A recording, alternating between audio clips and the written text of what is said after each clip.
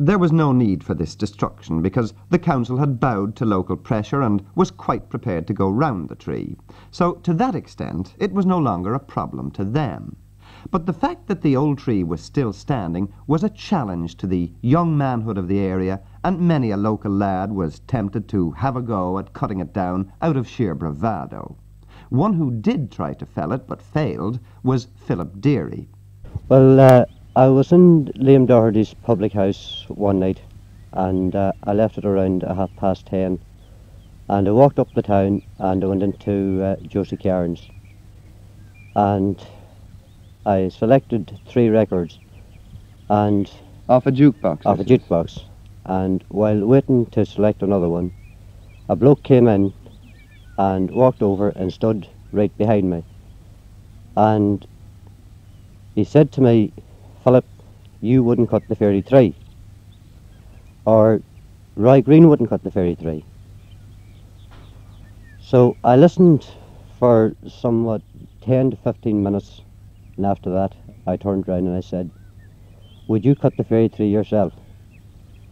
So this bloke said he would. So there and then, on the spot, I said, "Right, lads, we'll go out and we'll have a go at cutting the fairy tree." There was a whole crowd of you by this time? There was 20 to 30 in the gang.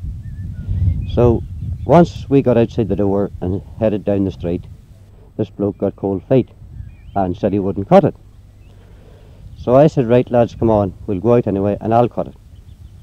So we walked a distance of 2 mile, 2.5 miles, and eventually we come to the fairy tree. I was forced into the field and took the saw, and after approximately 5 minutes sawing, the blade broke. So I said to the lads, "If you wait till I come back, I'll go and try and get a chainsaw to cut it." So I arrived over at my employer's house and I asked him for a loan of the chainsaw, which Roy answered by telling me that his chainsaw was broke down.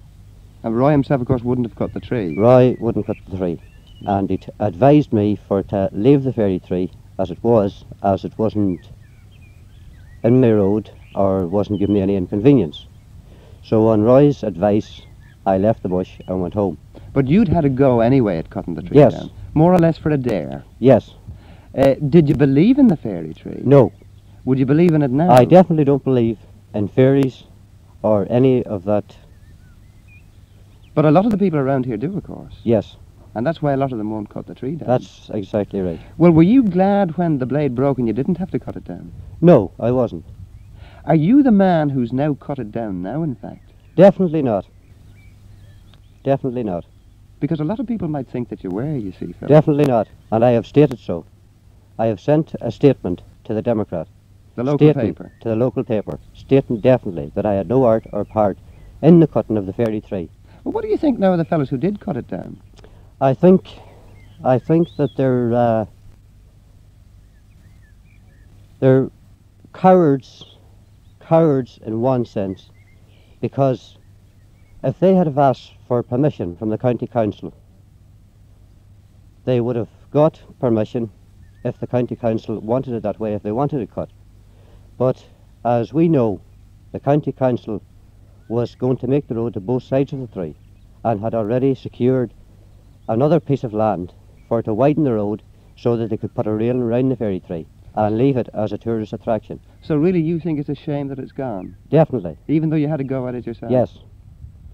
My having to go was more of a joke, or done on the spur of the moment, as a dare. It was done in a dare. Just to show that you weren't scared? Yes. Do you think that these fellows that have done this now will have any bad luck because of it? Well, it's hard to say. I don't know. I can't actually say. But for myself, I don't believe in such things. No one really wanted the tree out of the way. Even the contractor, Roy Green, didn't want to take the axe to it. Roy, last year when I talked to you, you yourself said that you wouldn't cut the tree down. That's right. And none of your men would cut the tree down. That's right. Well, who do you think has now cut it down? A few of the local lads have taken on themselves to do this. Why have they done it? I'm not quite sure what the idea of it was. I think it was to create a bit of a nuisance just this. Do you think that obviously they wouldn't have been as superstitious about it as some people would? I don't think that came into it at all. I think they want to make themselves, what do we call it, better men than what is in the locality. So they did it for the divilment of it? More or less, yeah. Well, what's the reaction now of people around here about it? How do they feel about it? Nearly all the people are in bad humour about this. What do you feel yourself about it? It should have been left alone, definitely. It was a great attraction for tourists. Did people actually come and look at it? Hundreds. Definitely. From all over? From all over, Canada, America. Have you seen people at the tree yourself? Yes. What's going to become of it now? Will somebody take it away and chop it up for firewood, do you think? It's possible, yeah. Somebody will. Would you burn it yourself? No, I would not. Why not? Just one of the beliefs. You'd rather not take the risk? That's right.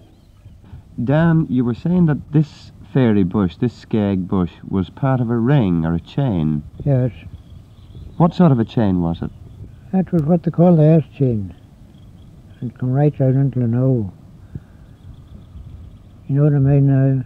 How many trees would have been in it, would you reckon? Maybe 12 or 14. And was this in the middle of it or was it in the end of it? This was about in the middle. So now somebody's broken the chain. Somebody has cut the chain now and has let it all go loose. Well, will this bring them any sort of luck, do you think? Oh, I don't know. I wouldn't love not do it alone. I saw one cut before below it, rooted. And I saw the man that rooted it. He buried a lump of kettle off there, nearly all about his house. So he'd no luck himself? No luck himself, and he's out of it now and a way long ago. What do you think of a fella who would cut down that tree like that? Oh, well, I don't know. Of course, times might be changing now for bars with them times. We don't know. It could be all right and it could be otherwise. We don't know till we see. This is your own fairy tree, of course, Joe, in your own garden. Yes. Is there any tradition about this particular tree? Well, no, I couldn't tell you much about it, and if I did tell you. There was an occasion when somebody tore some of the branches off Yes. it. And what happened then? Well, and before 12 months we had 22 and 4, 26 head of cattle between horses, pigs and cows. Dead. Dead. Possibly because somebody'd harmed the tree. Well, seemingly that could be something in it. You're not a man yourself who'd do any harm to that tree. No, I would not take any money and interfere with it, indeed.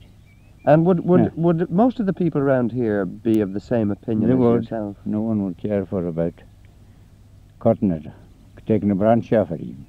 Well, what about the fairy tree that they cut down then last week, down the road? Yes. What do you feel about that? Well, I feel that it wasn't a great job altogether. Do you think the fellas that did it will have any luck? Well, you couldn't know that, but they'd been better than their bad anyway, I would say.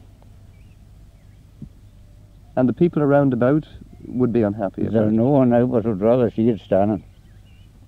Because there was Yes. really no need to cut it down, Not was at there? all. What need was? We were going to put the road right round it. Leave the tree there. And it'd be an attraction for generations. The old tree wasn't harming anyone, but someone used an axe and a saw to chop it down. A sad end to a tree like this, because it did seem that local feelings had won a battle with modern bureaucracy. There are people hereabouts, however, who believe that although the tree has gone, perhaps the fairies have not, that they're lying in wait for the despoilers of their old home. We may yet hear more of the fairy tree of Ballintra. Good night.